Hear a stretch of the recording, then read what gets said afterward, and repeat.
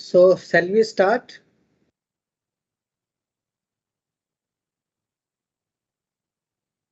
Yes, sir. Thank you.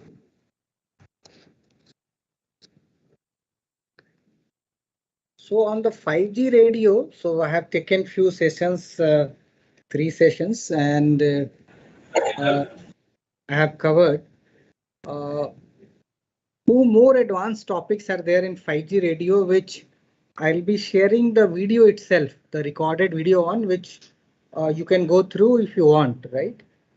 And let us start the 5G core network architecture. So in this course of 5G core network architecture, I'll be covering high level 5G system. What is 5G system is defined as.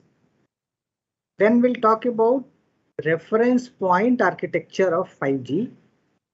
In fact, 5G has two types of architecture defined. One is the reference point architecture and second is the SBA, service based architecture, which I'll be covering in the next part. Then I'll introduce to you protocol data unit sessions and quality of service flow, the basics of that, so that you understand better the network functions. And then 5 of the key network functions. 5 of the key network functions of a 5G network, that is AMF, access and mobility function.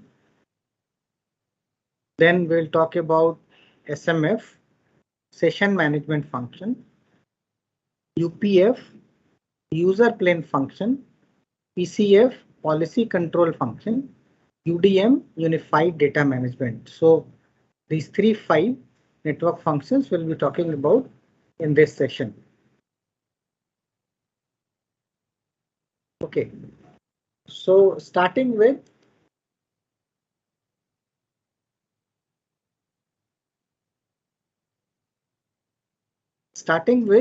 high level 5G system and reference point architecture.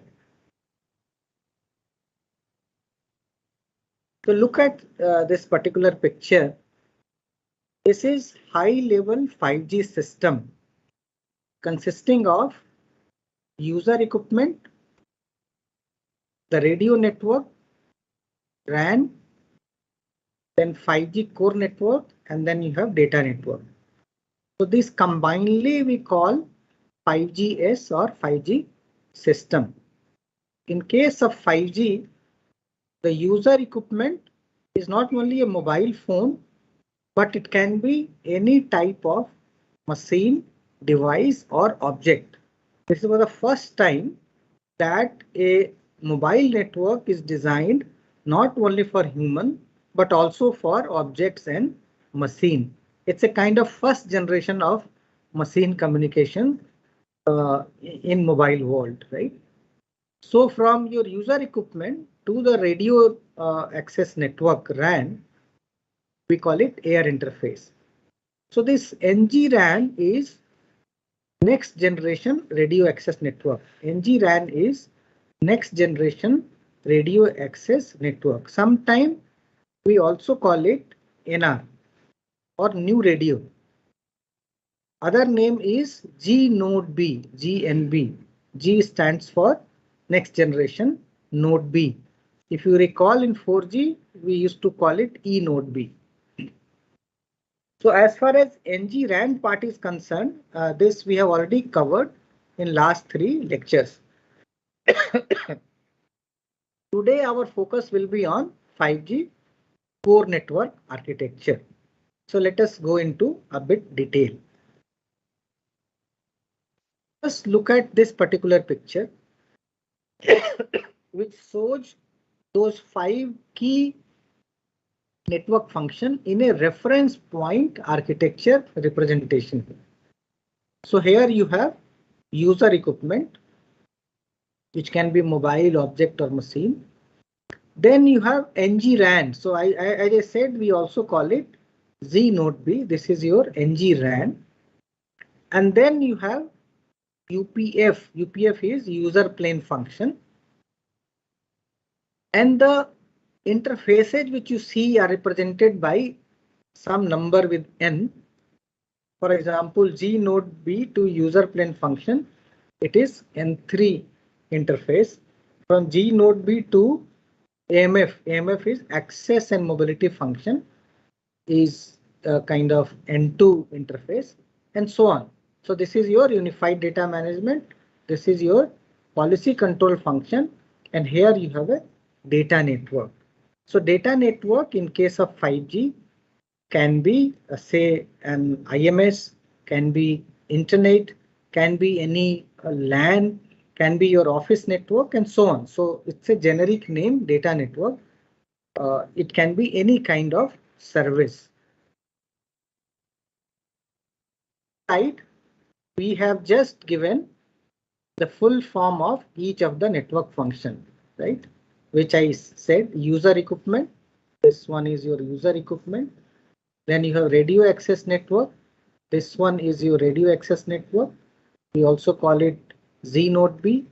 You have AMF here, access and mobility function.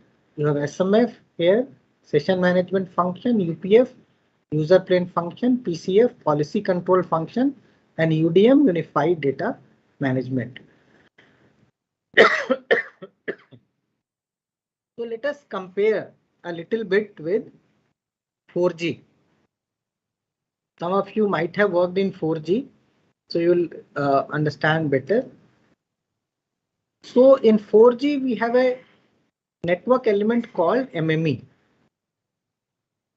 Mobility Management Entity. So this has been kind of broken into two parts, AMF and SMF. So the function which AMF does or function which SMF does in 5G, in 4G it was MME, Mobility Management Entity. So MME has been broken into AMF and SMF. UDM is nothing but your, in earlier technology we used to call it HLR or HSS. So basically all the customer profile, etc. are in the UDM, and also it does certain security related aspect which we will be discussing. And UPF, user plane function, is a single network function in 5G. In fact, in 4G there were two network functions. One used to call serving gateway, SDW, and other we used to call it PDN gateway, packet data network gateway. So this has been combined into single as UPF, user plane function, in 5G. In 4G, this was also doing certain control function which has been kind of not taken in UPF, and those are being handled at the network function in the control plane layer. So that is the difference from, and PCF is equivalent to PCRF in 4G. So this is a comparison. I also have a chart, perhaps I'll just show that to you.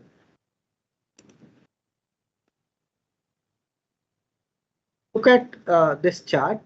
I was explaining that MME has been broken into two parts in 5G, AMF and SMF.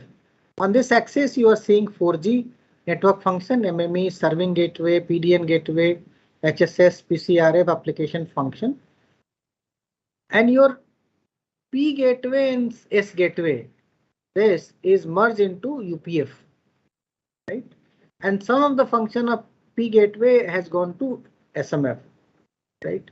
Similarly, HSS is now UDM and AUSF, authentication server function, and UDM combinedly. I mean, the HSS function is here in UDM and AUSF. This application function was there in 4G also. Here also we have. These are three very new network function which was not there in 4G. Network exposure function, NEF, network repository function, NRF, and network slice selection function, network slice selection function. So these are new, all because in service-based architecture, these elements are required, which I'll be talking about in the second session. Otherwise, these are not required. Okay, so let Sir, us start with, yeah, any question? Sir, what is PCRF and AF in previous slide for 4G case, sir?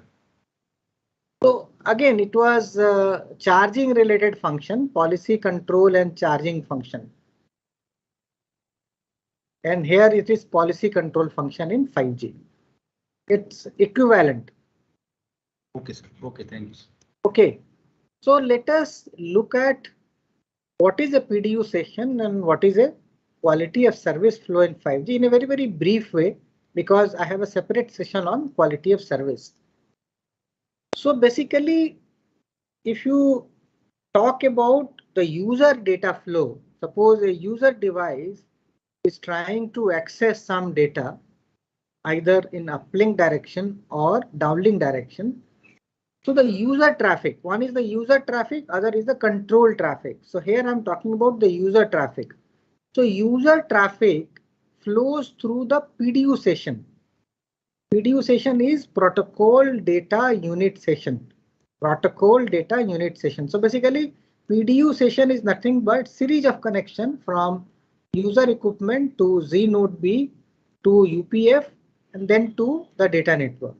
So this particular pipe is called PDU session. So PDU session is nothing but a series of connection from user equipment to Z node B to UPF and to data network, and it is used to carry only the user traffic, not the control signaling. Control signaling goes to AMF, SMF, UDM, PCF for different aspect of requirements. But the PDU session, because most important part is the user itself. The user data itself is the most important in this.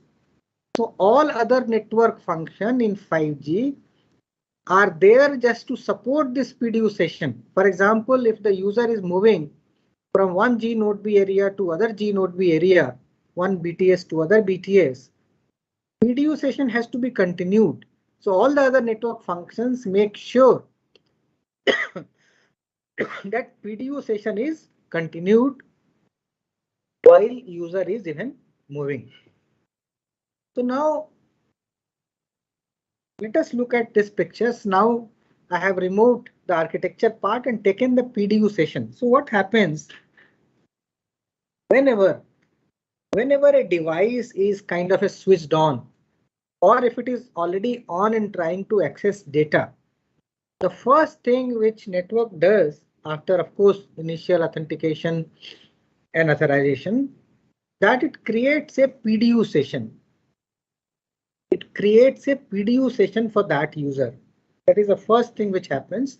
The PDU session is created. Now, and the PDU session is unique to particular user equipment. So that means this PDU session is used only by one UE for which it has been created by the system. Now this user equipment has to use the data. So along with PDU session, a quality of service flow is added. We call it default QS flow. Default QS flow is added to this PDU session, and that default QS flow is a kind of a best effort QS flow initially. Along with PDU session, the default QS flow is added, which is a kind of a best effort based quality of service flow. Now UE may want to access a service which have certain quality of service. Let me give one example. Suppose the user equipment want to make a voice call. So your voice call will have two streams. One is the voice itself and other is the signaling required, right? Signaling or control signaling required. So your voice is also small, but it will require certain guaranteed bit rate, GBR. Voice will require guaranteed bit rate and signaling will require more reliability, right? Reliability, because signaling should not be lost. right? Otherwise voice will not work. So here reliability, or you can say better bit error rate will be required. So these two are, so what will happen in case of a voice service, if the user want to access, another quality of service flow will be added. Another quality of service flow will be added into the PDU session, one for voice, other for signaling, right? And suppose user is doing multitasking and also trying to access some video streaming. So third kind of quality of service flow will be added. So there will be n number of QoS flow added into the PDU session depending upon what user want to access. So now there are many quality of service flow. So how to identify? So every QoS flow will have an ID. Every QoS flow will have an ID, right? Say in this example, I have shown QoS flow ID 1 and there could be ID 2, ID 3. So every type of quality of service will have a QoS flow ID. So the PDU session, what you see here is nothing but having multiple QoS flow depending upon what user want to access at a particular time. So there will be a multiple QoS flow added into the same PDU session as required by the user equipment. Okay, so up till here, if you have any question, I'll answer, or I'll move to the network function itself. Any question here? Yes, sir. Sir, my question is that, sir, you have told that PDU session is created and uniqueness is maintained. So my question is that how uniqueness of this session is being done, sir? So uniqueness means a PDU session is allocated to one UE only. So there will be a multiple PDU session running for different UE, but for a single UE, you have one PDU session. No other UE will be kind of using this PDU session. So that is the uniqueness I was talking about. Sir. Yeah, please go ahead. Is there any limitation, number of QoS that can happen? So in standard, they have not given any limitation on how many number of PDU session in a particular system. So there is no as such limitation. That will depend upon how much resources system may be having at that point of time. Otherwise, specification do not give any limitation.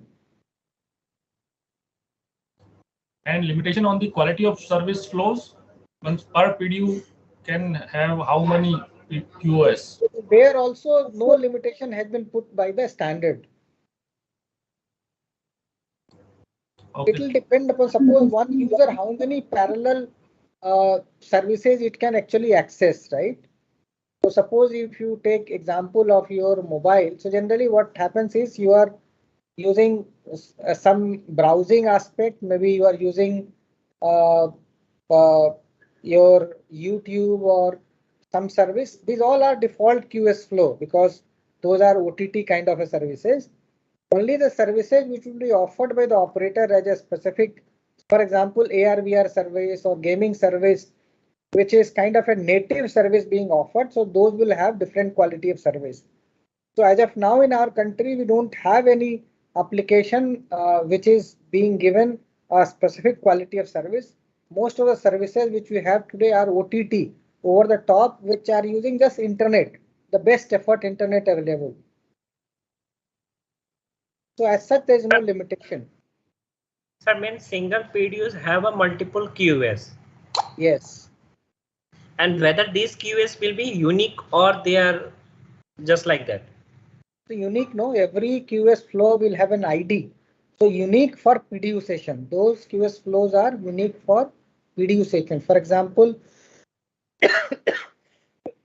QoS flow 1 will be only 1. QoS flow 2 will be only 2. You got my point? Yeah, yes. Thank you, sir. Just may I add something, Ashokji? Yeah, please, sir.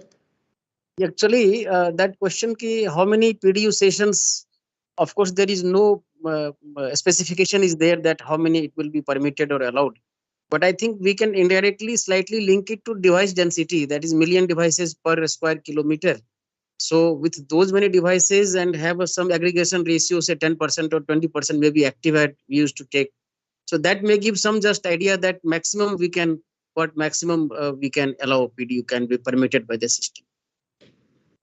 Yes, sir, will depend upon the resources available, sir. So suppose all the resources are exhausted. So there is a concept of not allowing admission control. We call it admission control, sir. If a G node B, all resources are already consumed, so the next mobile will get kind of a no admission into the system, right? And so there will not be any PDU session. So depending upon the actual resource which a G node B is having and how many users are there. So that is the aspect, sir. Thank you. Yes, that admission control, just one line I will add from the very, very old PBS, because in 1984 when Janpath Exchange had crashed, probably they had no admission control. So those terminologies are continuing, sir, from Yes. 1G, 2G era itself. It was talked about that time, because after Rajiv Gandhi's death, that the whole thing collapsed, and then it was analyzed that BHCA was so high. So had they adopted admission control, then it would not have collapsed. Yeah. Right. Yes, sir. Yes.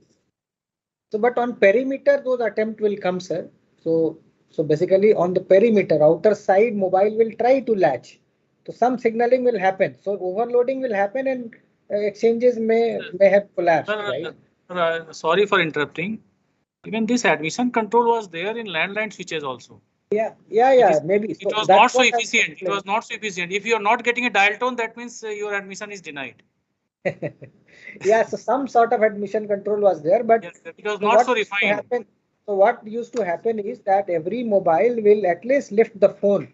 So some signaling will happen. So that signaling itself used to be very high and your exchanger used to collapse, right? Even before a call is allowed or admitted, the initial on perimeter, whatever control signalings were happening, that itself were kind of making your exchanges to collapse at that point of time. Okay, let us proceed. So now I will be talking about access and mobility function. We call it core access and mobility function, mobility management function. So let us talk about AMF in slightly detail. So the first point which I want to tell you that for a user equipment, this is the entry point into the core network. AMF is the entry point into the core network. So that doesn't mean that it will not come through the G node B.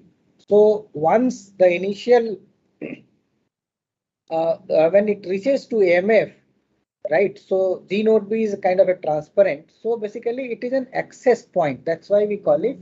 It is an access point for the UE to enter into the core network for signaling or whatever purpose. And second, as the name suggests, is the mobility management, right? So one of the important aspects. Second aspect is that suppose there is a mobile phone or any user equipment somewhere. So there can be two states of this mobile. Either it is active or it is kind of inactive. When data is not in use, it is kind of inactive. When it is active, the system or AMF will know in which cell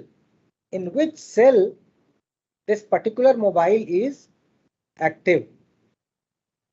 In case it is not active, it is inactive, at that point of time, the AMF will know that in which tracking area this particular user is located. So when it is active, it actually knows the cell where it is there. Even it can know the location, and it also knows the tracking area when it is inactive, so that it can do paging in the tracking area. So what is tracking area? Tracking area is cluster of cells, few number of cells put together is your kind of tracking area. So it knows, AMF knows whether customer is located in a cell or at least in a tracking area. So that much knowledge of the UV location AMF will have.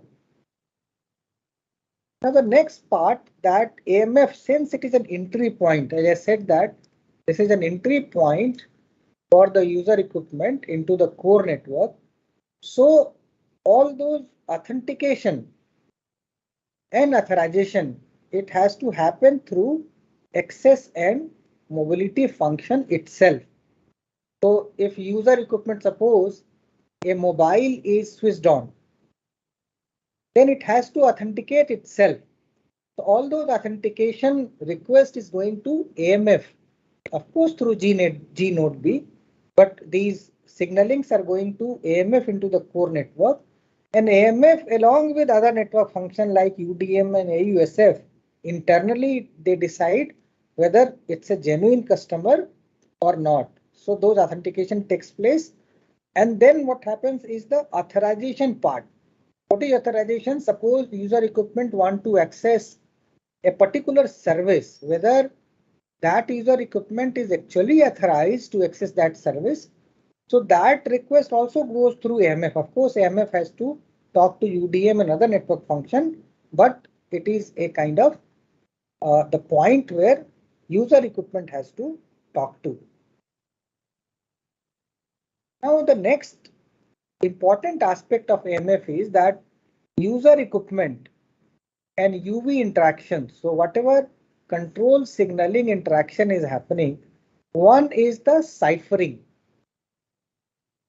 Ciphering is nothing but you are using some kind of encryption. So your signalings are encrypted onto the air interface and also from G node B to AMF. So that taking care of that ciphering aspect is by access and mobility function. The second is the integrity. What is integrity? AMF should know that the signaling which it is getting is really getting from the UV, the same UV which has been provisioned onto the network. So that is the integrity. Somebody else should not fool the network that it is the UV or authorized UV, right? So that is the integrity protection, right? So the aspect of ciphering and integrity protection is also taken care by access and mobility function. So it is taking care of many aspects, right? Many aspects. Now, all of us know that onto the air interface, UV do not use its identity in a plain text, right? So basically, UV normally will have IMSI as identity. I'll talk about other identities also in 5G. We call it SUPI. So we have a different session for it. So the IMSI is so basically to authenticate itself, it has to present its IMSI to the 5G core network, but it doesn't send the IMSI. It sends IMSI in an encrypted form for the first time. And then what AMF does is that once that UV is authenticated, it allocates a temporary ID to the UV. And that temporary ID, we call it GUTI. GUTI. The temporary ID which AMF allocates to the user equipment after the initial authentication is called GUTI. Globally unique temporary ID. This is temporary ID. This is similar to TIMSI, which we used to have in 2G network. Now the allocation of GUTI is done by AMF. So AMF generates GUTI against a particular IMSI or SUPI and allocate to the UV. So allocation of GUTI is done by access and mobility function, right? And now the GUTI itself is not permanent. So the same UV, the AMF will allocate GUTI on multiple occasions. For example, whenever there is a location update by the UV, a new GUTI will be allocated. whenever there is a mobility update, a new GUTI will be, so the temporary ID or globally unique temporary ID also keeps changing. This is to maintain the privacy and security of the UE identity, that initially its original identity it is using in an encrypted way. Later on, it is using some kind of temporary ID located by AMF. That too is changing on a frequent basis. So this is the function of AMF itself. And the most important for us in DOT is the lawful interception. As it is handling the UE, or let's say entry point for UE, so a lot of log will be generated. So, and in terms of lawful interception, we call it IRI, intercept related information. So all those IRI, many types of IRI like location, when it authenticated, what is its MC, all those aspects are there with AMF. So it plays a very, very important role in lawful interception. So these are key 6 functions of AMF. Any question here, or shall I move to the next network function? There is a raise hand. Please go ahead, Praveen. Yeah, Namaskar, sir. Sir, my question is that the third box will take place first and the fourth box quality will take place afterwards by the AMF, as it was done in the 3G also. So I didn't get your question. Can you be a bit louder near to your mic? Yeah, sir. Sir, are you getting me? Yeah, sir, are you please getting go me? ahead. I'll try to understand. Please So go just ahead. hold on, sir. Sir, are you getting me?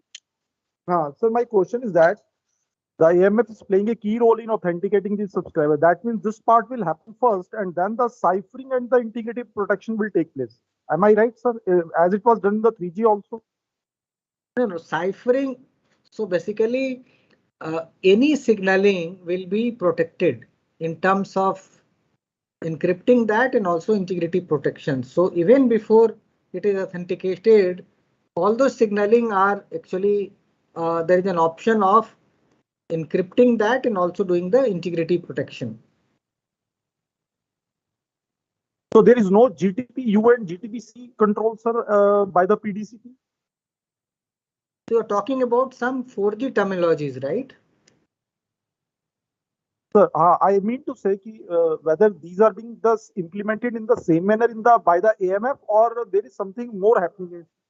Is it the USF which is controlling the GTP and GTP-C and GTP-CU? GPRS So tunneling protocol, I mean to say the PDU sessions are being controlled with the help of AMF and the UMF, user plane function UPF, or is it the data plane is already handled by the UF? So data plane is separate. So I was talking about data plane is created from user equipment to Z node B to UPF and then to the data network. So all those tunnels, GPRS tunnels on N3 interface are created on that UPF plane, that user plane, right? And it AMF has nothing to do with that. In 5G, what has happened is they have segregated control plane and user plane. That's why what they have done in case of a 4G, you have serving gateway and PDN gateway and user plane.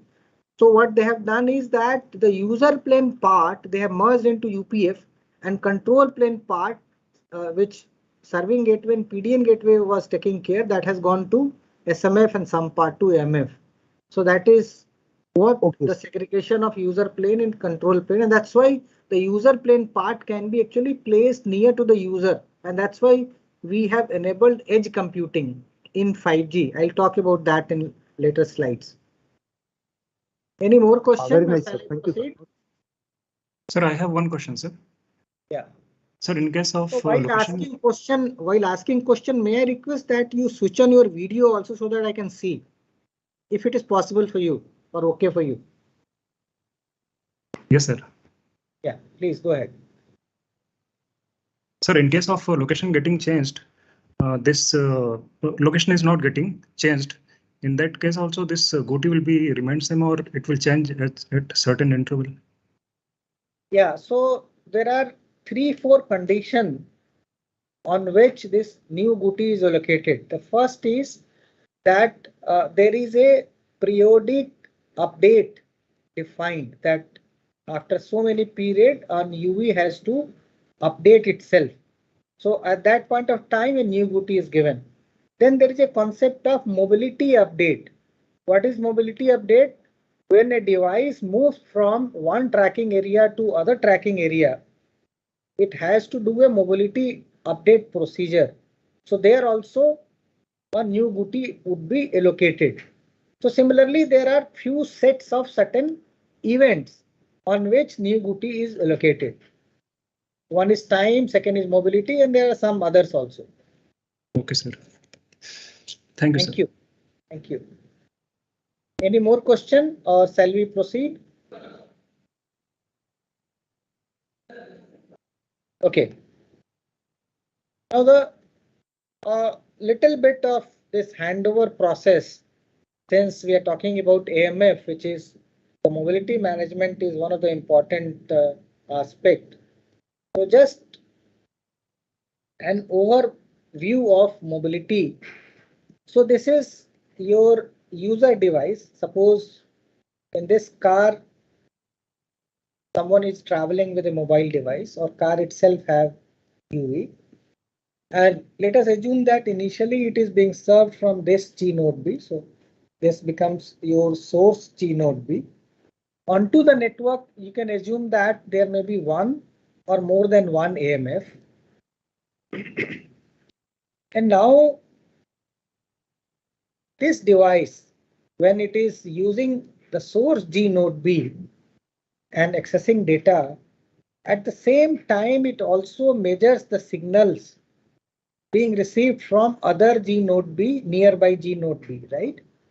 And it reports back to this G node B that it is receiving signal from this and also this, and what is the signal quality. So this we call it RRC measurement, control and reports. So basically your device keeps on monitoring signal coming from other base stations and keeps reporting to the BTS or G node B where it is connected.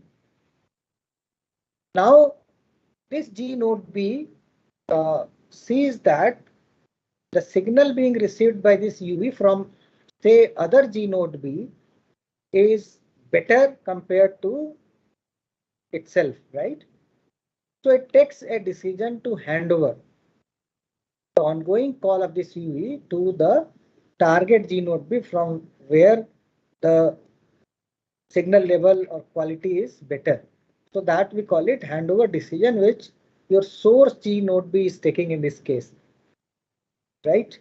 Now these G node Bs will also have interconnection. In 4G we used to call X2 interface, here we call it XN interface. So the nearby G node B where handover is possible, they are connected to each other on XN interface. So on this XN interface, the source G node B will send a handover request for this UV to the target G node B here, handover request, and the target G node B will kind of acknowledge that. And then handover process will start. In the handover process, what has to happen is that path has to switch from one G node B to other G node B, or in some cases, even the AMF for control may also change. So what is the path change? So you know that in user plane, you have UV, then you have G node B, then you have UPF, and then you have a data network that can be internet or any data network.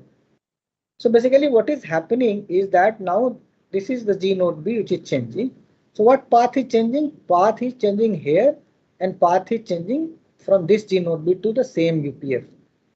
So this is the path which is being changed. On control panel, even AMF may change. So this switchover takes place.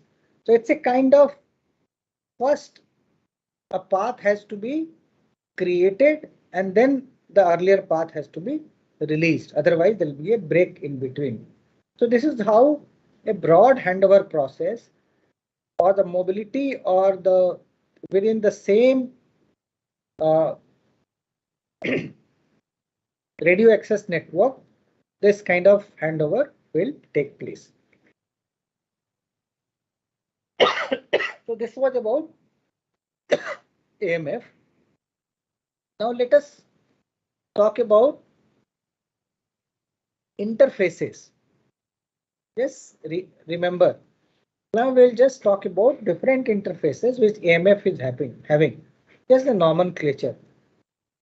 The interface between UV and AMF is called N1. G node B and AMF is called N2. Now AMF is connected to policy control function. So all policy related information is taken from PCF by AMF. So that interface is N15. Customer related data is there in UDM, and also all the keys for security for authentication are in UDM. So for that purpose, it has to interact with UDM. So interface is called NAT. And since in user plane a PDU function has to be created, which is created by SMF. So AMF has to give direction to SMF to create an PDU session. So for that purpose, N1, N11 interface. So there are 4 interfaces here, and then of course the data, 4 interfaces which AMF, rather 5 interfaces, 1, 2, 3, 4, 5. 5 interfaces it has with different network function. Now the next is SMF. SMF is session management function. So let us look at various functions which an SMF may have. So as we know that the name itself says that session management function. So the PDU session, decision to create a PDU session, etc. will be taken by SMF itself. So what are the different functions? Let us look at all these functions one by one. So one itself is the session management. That means whenever user want to use data, a session has to be created. So SMF gives direction to UPF to create a session. In fact, the session will be created in the UPF because UPF falls in the user plane. But direction is coming from SMF. So that is the first one. So creation of SMF, creation. Tejpal sir has raised the hand. Tejpal sir, please go ahead. Am I audible, sir? आप audible हैं, video भी खोल लीजिए. खोल लिया, sir. Yeah, please go ahead. Actually, my question was on previous slide, sir. As I understand, these core function will be implemented in the cloud on actual virtualized servers. Yes. Now they will be on physical fiber interfaces or whatever is the system. Now, when we are defining these N1, N2, and N1 is, we can leave aside N1 because that is between the node and UV. If we see the interfaces defined in the core network itself, they are named differently. So is there any specific significance? Because actual physical interface will be, as I understand, same as any cloud network will have. Yes, so you are very right, and you have asked this question at a right moment also. So basically, as I was telling initially, that 5G specification have got 2 kind of architecture. One is called reference point architecture and other is called service-based architecture.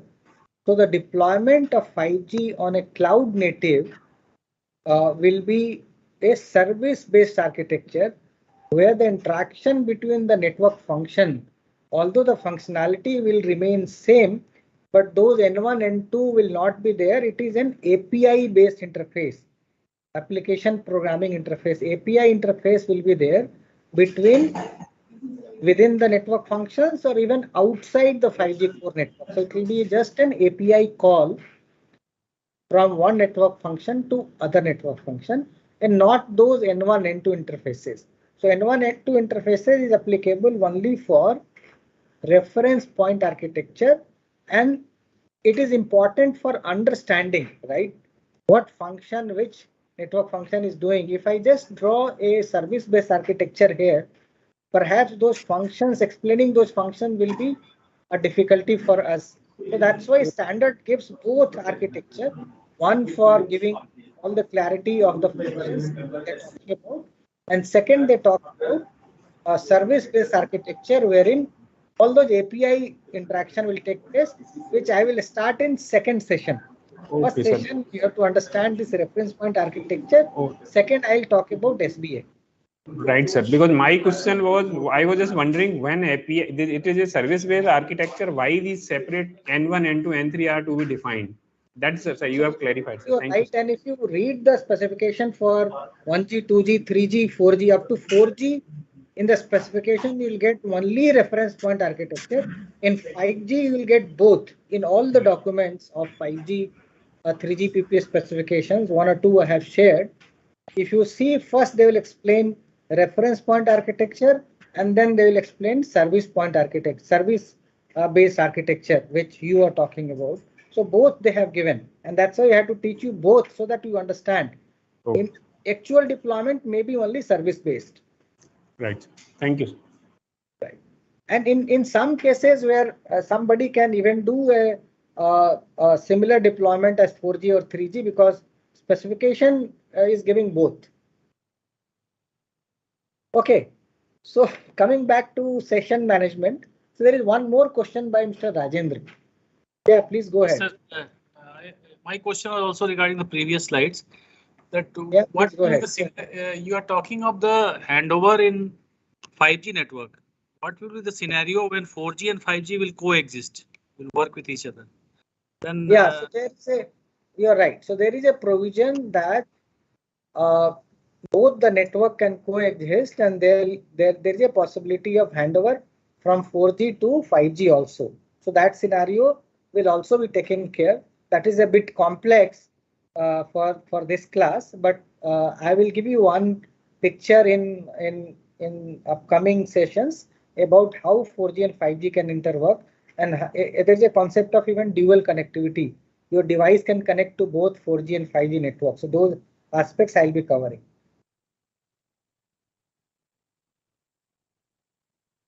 Okay, shall I proceed, Rajendra ji? yes, sir. Yes, sir. Okay, so you can lower your hand, please. Thank you. Okay, so the next function is that the policy control function, the PCF, provides the policy related details to SMF. So the SMF has to liaison with the policy control function. So there is a information exchange between SMF and PCF that can either be on some N interface or API based, as Tejpal Singh ji was pointing out. It has to actually liaison with PCF. The next is the IP address allocation. So IP address allocation is also done by session management function, but it is not done in all cases. Can somebody tell me why there is no requirement of IP address in some of the scenario? And that is one of the difference from the 4G. Any guess? Okay, the answer is that 5G supports not only the packet data, but it also supports structured data or Ethernet data. So wherever IP address requirement will be there, that SMF will allocate. But for a structured data, there is no concept of IP address. So in that case, IP address will not be allocated. Whereas in 4G, for each session, IP address has to be allocated. So that is the difference from 4G here. Now, SMF. So suppose the user plane, let me again draw the user plane. So user plane is your UV, then you have G node B, then you have user plane function, and then finally you have the data network. So now question is that which user plane function will serve a particular user, right? So there may be more than one UPF into the network. So the question is that which UPF will be handling a particular data session for a user. So that decision is taken by SMF. So SMF selects and control an UPF. A particular UPF selection is done by SMF. What are the parameters on which SMF is selected? It may depend upon the service which user want to avail. For example, if it is just wanting to avail internet, so the UPF which gets connected to internet is selected. Suppose a user want to do a AR/VR service, augmented reality service. So there may be a separate UPF connected to AR/VR server. So in that case, user equipment has to select some other UPF and so on. So there may be multiple factors. So selection of UPF is also done by session management function. Now the quality of service, as you know, that quality of service has to be maintained onto a PDU session. So the user equipment. So there is a user equipment at this side, and here you have a data network. In between you have G node B and the core part, whether you have user plane function and also control function. So now for uplink traffic, suppose some traffic is in uplink direction. So which of the packet in the uplink direction has to apply what kind of quality of service? At least the indication, marking. So that means this UV will require certain rules. That suppose UV means suppose you have a mobile device or any device. So there are many applications inside. One application may be connected to AR/VR service, other application may be internet, third may be Netflix, fourth may be any other service, right? So there will be a multiple service data flow in the UV which has to go towards G node B. Now which service is to be applied, what kind of QoS flow? UV has to know to mark a particular packet that what kind of quality of service has to be applied. So a rule is required or a filtering rule is required. So that rule is provided by SMF to the UV. So SMF will provide quality of service rule to the user equipment so that whatever uplink direction packets or data flows are coming, based on this rule, it will filter and apply, mark a particular quality of service ID, QFI, which I talked about, right? So this is the function of SMF. Next is that even the G node B. So G node B has to allocate resources, right? For example, if a service UV is trying to access a service which requires a particular quality of service QoS, so the quality of service will also be required to be implemented onto the air interface which G node B is handling. So how many resources? So we talked about resource element, no, frequency domain and time domain. What kind of those resources are to be allocated will depend upon the quality of service profile. So SMF creates QoS profile and sends to G node B that for a particular service which UV want to access, you have to apply this particular QoS profile. So this SMF also give instruction to G node B or the radio access network to apply a particular quality of service. Salini, you have a question. Please go ahead. Please open your video, mic, and go ahead. Hello. Yeah, please. Sir, this you have informed that SMF will inform quality of service rule to UV. how it will be backtraced to the UE? How what would be the path through which node SMF will inform to the UE? Very right question. So in the control plane, UV talks to AMF, right? UV talks to AMF, and then AMF is connected to SMF kind of. So basically the communication is through AMF. So when SMF has to send the QoS rule to UV, it will go via AMF. So finally AMF will send it to UV. So that is the path. Thank you, sir. Very right. Okay. Okay, so the next point is now the UPF. So all the network functions. So for quality of service, UV, Z node B, UPF, this is the user plane function part, and then data network. So here this UPF, so suppose some downlink data streams are coming, right? Downlink data streams are coming for a particular UV. So this can be coming from, say, YouTube. This may be coming from Netflix. This may be coming from a gaming service. This may be a plain internet, and so on. And these services may require different quality of service. So now how UPF will identify that whether what quality of service I have to apply for this stream, that stream, and all, right?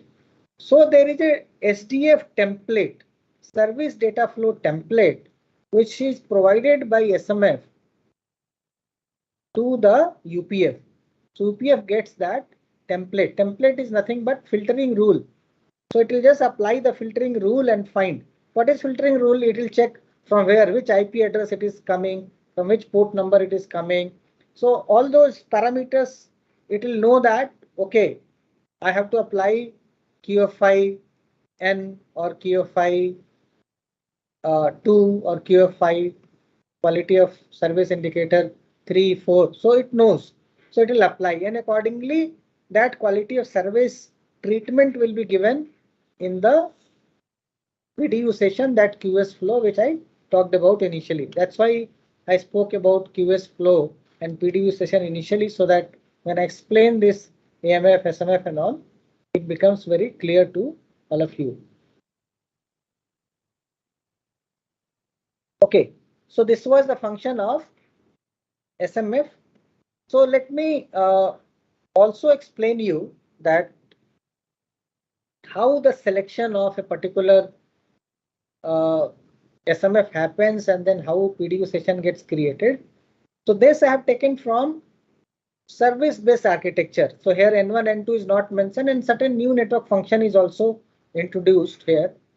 One is the NRF, network repository function. So here let me a little bit talk about SB architecture, which Tejpal Singh ji spoke about. That in 5G environment, whenever a new network function is created, it has to register here in this repository, and also it gets information about the profile of that network function. Secondly, there may be n number of instances of that network function. So all instances will register here, and whenever there is a modification, then again they will inform to the NRF that what has modified. So basically it will keep many information, including the IP address of the network function or the fully qualified domain names of the network function and all. So it knows everything. Okay, so now in this example, let me explain you about how SMF is registering. How SMF is registering. So here, whenever suppose a new SMF is created or installed, so it will register here in NRF, and then finally it gets created. So part of creation is that it registered with NRF. Now the next function of NRF is discovery. Discovery of a network function. So that means when other network functions like AMF want to access, say, SMF, then it has to discover by inquiring NRF. So in our case, Now let us go into this flow which is mentioned here.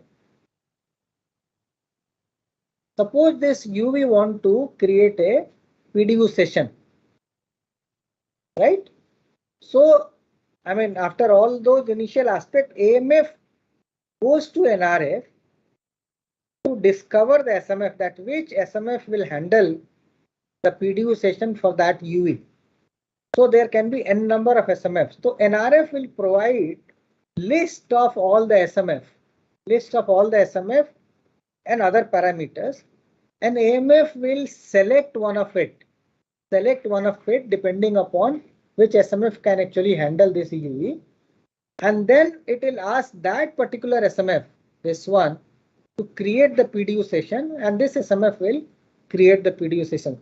So this is a kind of a broad flow which happens while creation of a PDU session. So there are many other control signaling which we have not mentioned for simplicity.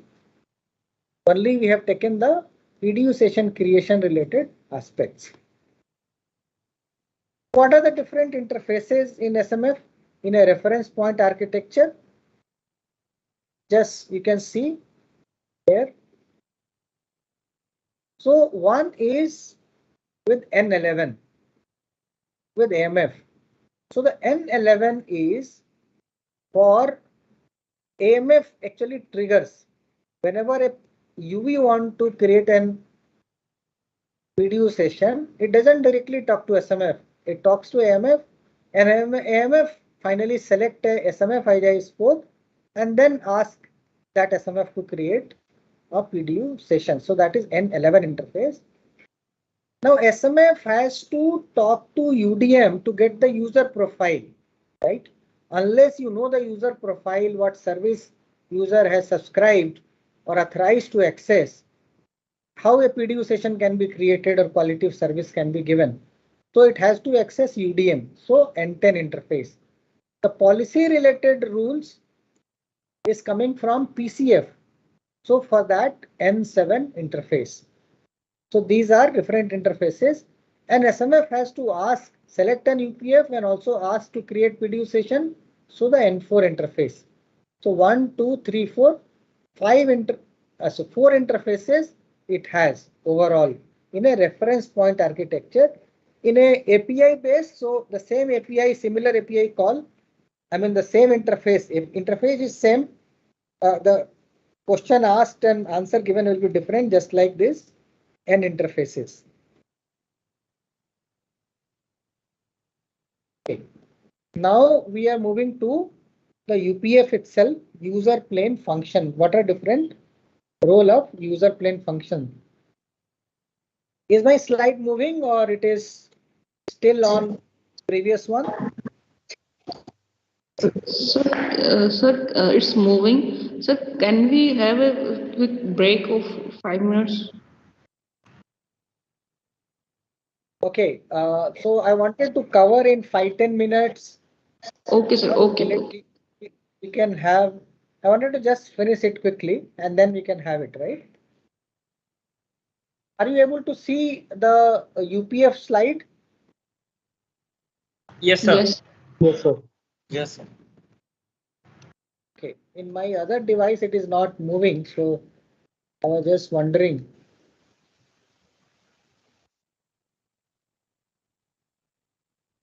So let me reconnect the other device. Give me a moment.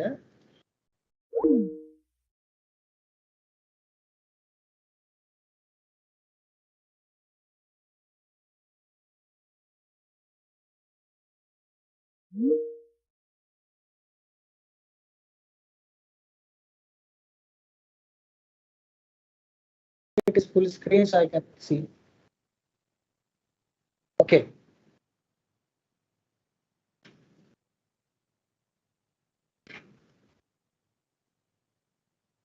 So let me, so whenever you're not able to see my slides, just let me know. Okay, so now suppose there is an user equipment and then it is connected to a G node B, and then from G node B to UPF in user plane, and then to the data network. When a user moves from say one G node B area to other G node B area, so we know that now the traffic comes from here. But what is not changing is the UPF. During the mobility between one G node B to other G node B, the UPF is remaining same. So we say that UPF is an anchor point during NG-RAN mobility. UPF is a anchor point during NG-RAN mobility. So that is the first aspect of UPF. Then since the actual quality of service has to be there in the UPF itself, implementation of QoS is in UPF because data itself is flowing here.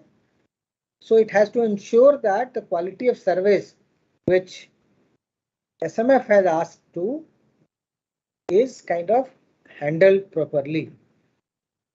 So while I was explaining SMF, I told that the filtering of the traffic in downlink direction, that whatever traffic coming from different services like YouTube or a particular user has to be filtered and a respective quality of service applied. That is possible that it has to apply that service data flow filtering and applying a QoS flow ID.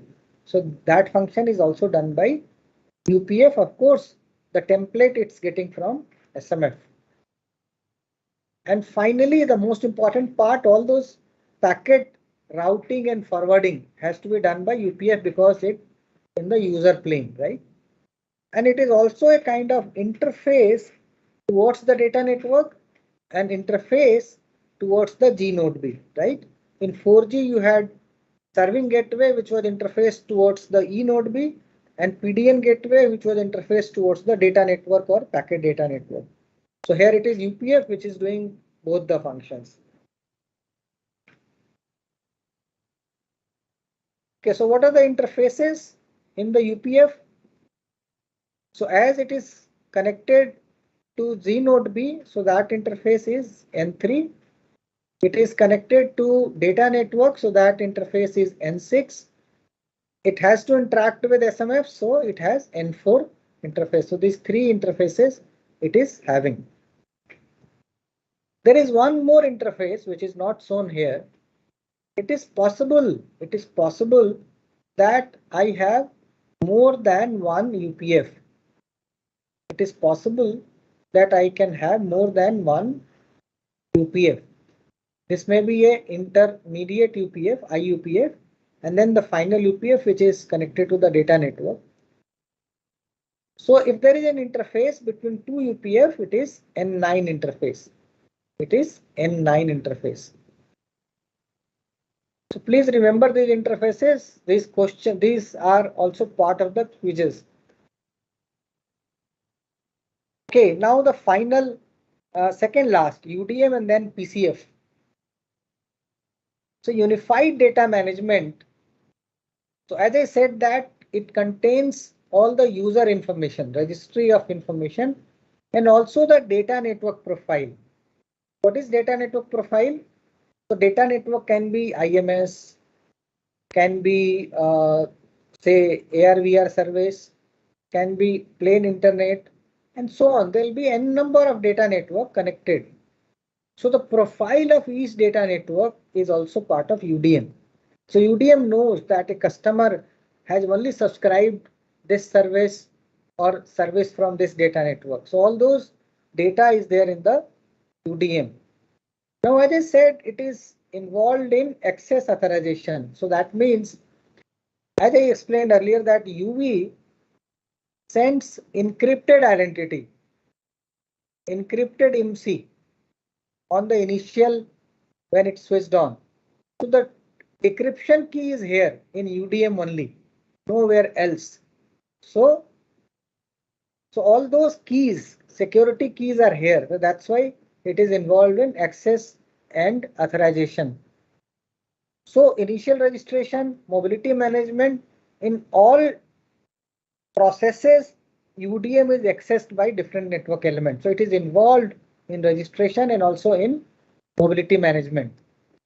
So it tells, basically it gives information to AMF and SMF that what is allowed, what is not allowed, which QoS profile a user can be given, which data network a user can access. All these informations are there with UDM.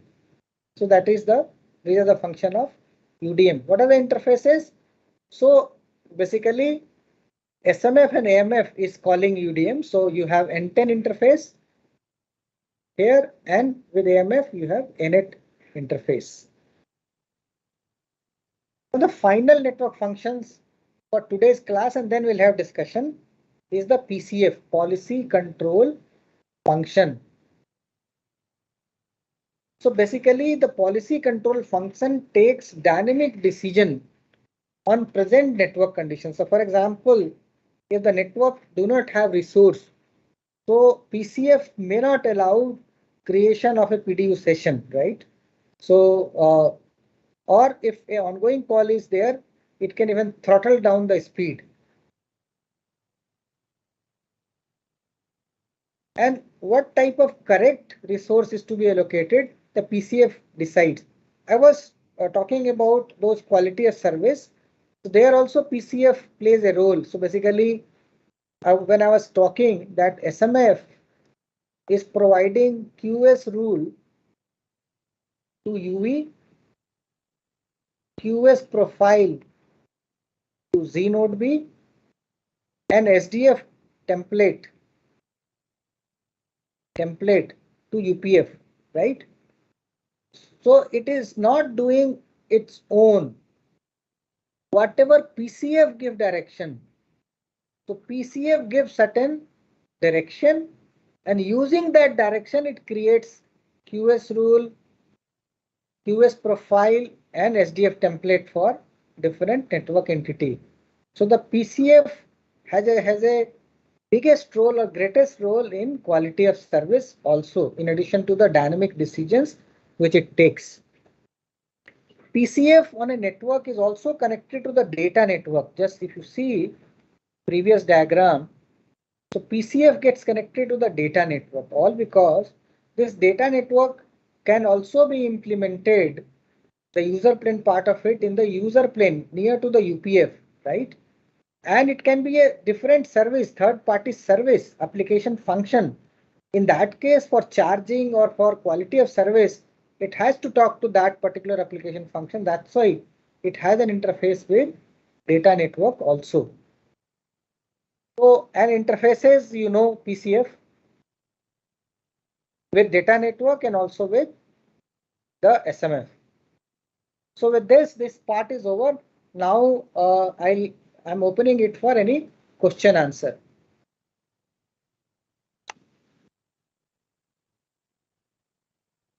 So please go ahead and ask your question. I request you can open your mic, Tejpal ji, Salini Gupta ji, one by one, and go ahead. Thank you, sir. So please go ahead, Tejpal. yes, sir. So my question is slightly off track, but relevant what I am handling currently, sir. One UE will be can create multiple sessions. They can browse multiple applications, and now our requirement is that our licensee need to maintain the IPDR. Now, maintain the IPDR, Internet Protocol Data Records. Okay. So how this 5G core network supports that? Because if I am browsing for hours together, what IPDR expects is, as per the format we have notified, that expect that in addition to other subscriber related fields, they need to capture the destination port and destination IP address, because those are important parameter for the liage. Right. So whether this 5G architecture core network function supports generation of IPDR, because on each packet it is not required. This requires only summary. For example, I have browsed one website for 1 hour. I need only one record that I have this from this time to this time, I have access that this destination IP address on this port. So whether 5G, this architecture will be able to provide that, or there are any means limitation on that point of view? Because what we are being told currently is that 3GPP has not defined anything like this. So I thought, sir, this is the right time and right forum to ask this question.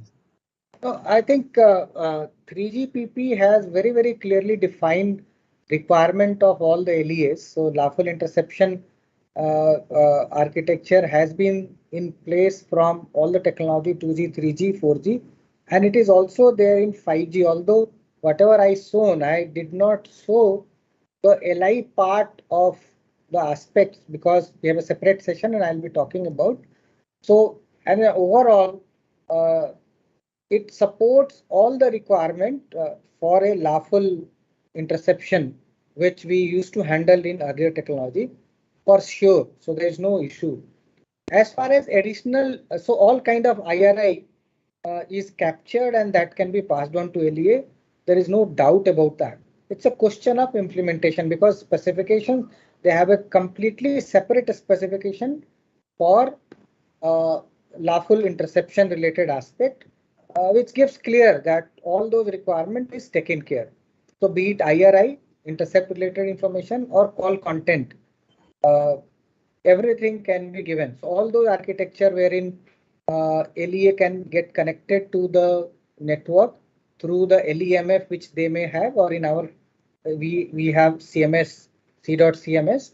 So all those things are there in the architecture. It's a question of a particular OEM, whether OEM or operator, whether he has implemented, and he has to implement because of the license condition which you have, and we have to test before we have to allow them to actually go live. So in my knowledge, it is there. So there is no as such. I mean, I don't know who has told you that it actually, is not be possible. Actually, sir, this one submission that this particular requirement of maintaining IPDR and keeping them for 1 year or now currently 2 years is not, doesn't fall in the category of lawful interception. So no, this. So one question is that whether system is generating those yes, logs. If the yes. system is generating, keeping it for 1 year, 2 year, it's a different. So the country which they have to follow. Totally agree, sir. Only I need, sir, that confirmation whether destination IP and destination port can be captured. Subsequently, sir, offline we can. Actually, in fact, I'll tell you, it is more better control compared to the previous generation because I mean some other technical aspect. Let me tell you that it has an integrated authentication framework. So it is not only authenticating for the 5G interacting with the 5G core, but there is also authentication layer which it is doing for the service itself, right? For example, if it is an AR/VR service, one is that your UDM knows that a particular user is authorized to that service and it is allowing. The next level of authentication is that when it is accessing that service, authentication from that service is also happening native way. Earlier it used to happen. So if that service want to authenticate, will authenticate, and our network was just like an OTT at that point of time, right? That I have given a pipe. But here, unless that authentication is also through, the service is not being allowed, right? That is a possibility. And that is only possible when you know the end IP address starting, I mean, IP address and where it is getting consumed. So all aspect log will be there. So there is no doubt that log will not be there. So it will be there. I will require guidance. I will share you the recent representation what we have received. So need your guidance. Yeah, so we can discuss those offline while yes, we are saying. Yes, sir. What is the I mean nuances involved in that particular service. Yes, right. Thank you. Alini, go ahead. Sir, you said that there can be two types of UPF, IUPF and UPF. What's the requirement of those separate UPF? I mean, can you repeat again? Your voice was crackling, so you can just repeat. Is it clear now? Hello? You can just I mean, switch off your video. I think because of the bandwidth it is cracking. Just switch off your video and. Is it clear now? Hello? Better. A bit better, yes. You told that there can be two UPF, IUPF and normal UPF. What's the purpose of keeping these two UPF? Yeah, so basically just look at, let me take one piece of white paper and explain to you. That's a good question. Let me take one white paper and explain to you.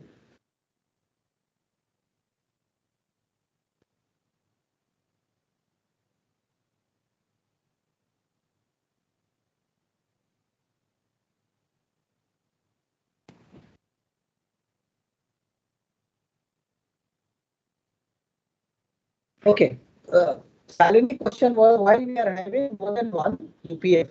So basically, suppose there is a service, as I said that UPF will be near to the user, and also the edge computing will be along with UPF. So suppose there is an UPF, one UPF, which is connected to data network, and that data network is, say, internet.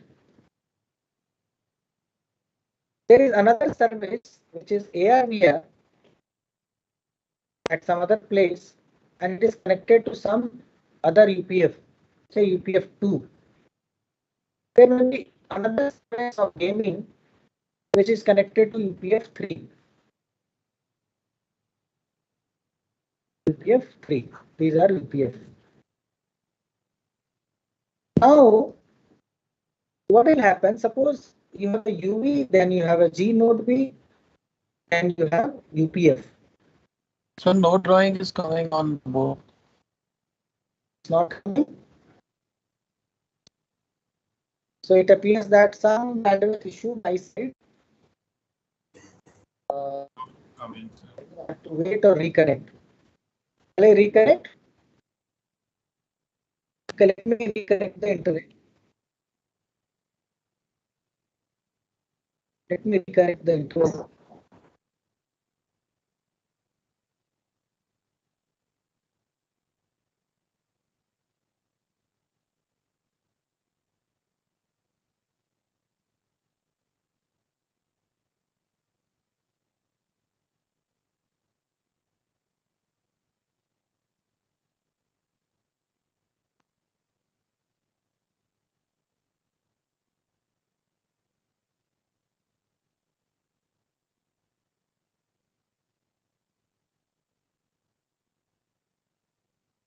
Is my voice audible now? Yes, sir. I connected with some other. Now it is okay. Are you able to see the graphs? Now we can see. Yes, sir. Yes. Okay.